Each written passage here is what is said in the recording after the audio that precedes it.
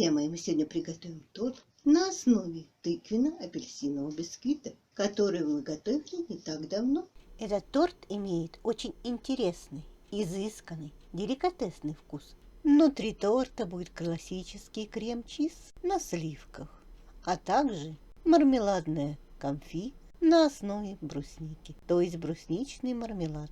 И главное в нем соблюсти баланс вкуса, ведь он делается на основе тыквенно-апельсинового бисквита, который имеет очень яркий выраженный вкус. Поэтому мы с вами будем работать на контрасте вкусов и сделаем вкус апельсина более тонким и деликатным. Торт не сложен в исполнении, с ним справится даже новичок. Друзья мои, приветствую вас на канале Записки пользователя или вы гениальный кулинар. Меня зовут Пульхерия. Если вы не подписаны на мой канал, то подписывайтесь. На нем много интересных разнообразных рецептов, которые для вашего удобства собраны в плейлисты. Начнем приготовление торта с бисквита. Этот замечательный бисквит мы готовили с вами в одном из прошлых видео. Ссылку на подробный видеорецепт вы сейчас видите, и она будет в описании и в комментариях. Обязательно посмотрите. А сейчас я вам кратко расскажу, как сделать этот бисквит. Для приготовления бисквита нам потребуются следующие ингредиенты. Список ингредиентов также будет в описании. Натираем на терке цедру одного апельсина и отжимаем с него сок. Отделите белки яиц от желтков. Сахар разделите наполовину. Одну часть добавьте в белки яиц, туда же добавьте лимонную кислоту. Другую часть добавьте в желтки яиц. Белки яиц взбивайте до устойчивых пиков. Желтки яиц взбивайте до побеления и полного растворения сахара. Теперь желтки добавляем растительное масло и промешиваем его миксером. Затем добавляем цедру апельсина и апельсиновый сок и также промешиваем миксером до однородности. Сухие ингредиенты – это мука, соль и разрыхлитель. Перемешиваем между собой и добавляем желтковую массу частями. Вмешиваем лопаткой до однородности. Теперь в тесто добавляем частями белки яиц и вмешиваем их осторожными складывающими движениями, стараясь не осадить.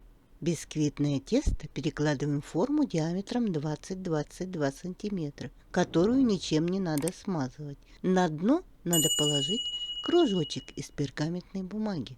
Бисквит ставим в разогретую до 160 градусов Цельсия духовку и выпекаем 45-50 минут. Готовность проверяем на сухую зубочистку.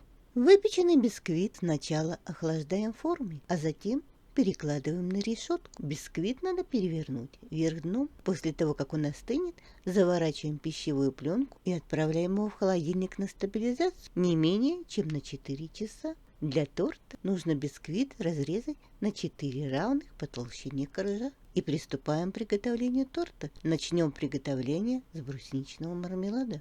Для брусничного мармелада нам потребуется 200 граммов брусничного пюре, сахара 150 граммов, пектина 6 граммов. Это чайная ложка с горкой. Кроме этого, нам нужна лимонная кислота 1/4 чайной ложки, это примерно 1 грамм. Для мармелада нам понадобится форма. Я взяла формочки из-под конфет, но это не обязательно. Если у вас нет формы, не огорчайтесь. Мармелад можно залить в форму любого вида или даже в кастрюльку, а потом нарезать в произвольном порядке. 200 граммов брусничного пюре. Как его получить? Бруснику нагреваете на плите до кипения. Затем пробиваете блендером и протираете сквозь сито. С 300-320 граммов брусники получается 200 граммов брусничного пюре. Пектин надо перемешать с 1 столовой ложки сахара. И теперь мы с вами ставим брусничное пюре на плиту. Кастрюлю надо с толстым дном. Довели до температуры 45-40 градусов и всыпаем струйкой пектин и размешиваем. Пюре закипело, всыпаем весь сахар, размешиваем его, дожидаемся снова закипания и будем варить еще 5 минут. Пюре у нас уже начинает блестеть, сейчас мы его будем снимать. Кастрюлю с брусничным пюре мы сняли с плиты и сразу же добавляем лимонную кислоту и размешиваем. Лимонная кислота – это стабилизатор.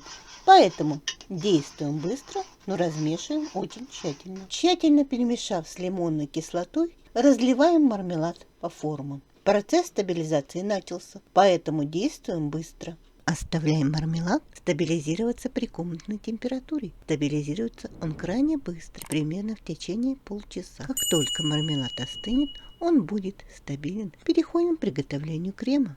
Для крема чиз нам понадобится сливочный творожный сыр 400 граммов. Какой нам сыр подходит? Филадельфия, Альметте, Хохланд-Кремете и подобные им сыры. Совершенно не подходит рикотта, маскарпоне, а также плавленые творожные сыры.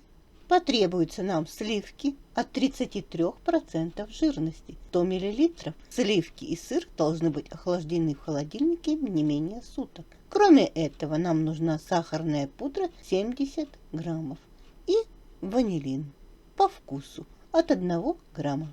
Творожный сыр перекладываем в чашу миксера. Добавляем сливки и сахарную пудру. И ставим взбиваться. Сначала на низкой скорости, потом увеличиваем. И взбиваем до устойчивого состояния. Крем готов. Он увеличился в объеме и хорошо держит форму. Вот он такой. Теперь можно приступать к сборке торта. Мармелад у нас стабилизировался, мы вынули его из формы. Крем у нас готов. Я для удобства переложила в кондитерский мешок.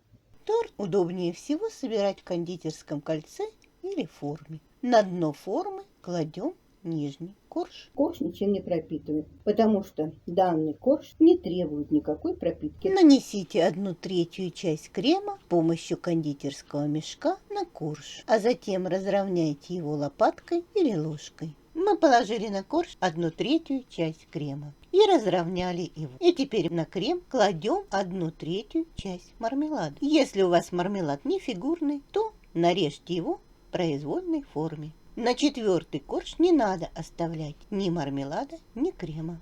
Распределили мармелад по крему и накрываем сверху 2-м коржом. 2-й корж оформляем точно так же. Распределяем по нему крем-чиз, кладем мармелад и накрываем 3-м коржом. Все слои в торте у нас будут одинаковые. 2-й слой у нас готов. Накрываем теперь 3-м коржом и делаем точно так же 3-й слой. Сверху торт накрываем последним верхним коржом и отправляем на час-полтора на стабилизацию. А потом можно торт будет выравнивать и украшать по своему усмотрению. Торт стабилизировался, теперь я его буду выравнивать и украшать. Встретимся позже, покажу вам конечный результат. Друзья мои, торт готов. Я его украшала и выравнивала белково-заварным кремом. Друзья мои, если вы еще не поставили лайк, то пришло время его поставить. По своей структуре этот торт самый нежный и мягкий из всех тортов, которые я делала. Тыквенно-апельсиновый бисквит идеально сочетается с кремом чиз, который имеет нежнейшую структуру, потому что он изготовлен на сливках. И торт буквально тает во рту.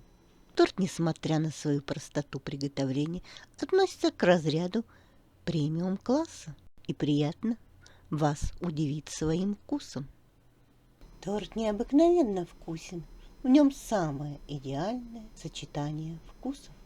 В основе этого торта удивительно вкусный апельсиново-тыквенный бисквит, обладающий ярко выраженным вкусом и ароматом апельсин, который идеально сочетается с чудесным кремом чиз, который обладает тонким, изысканным ароматом ванили и очень нежной, деликатной сырной ноткой.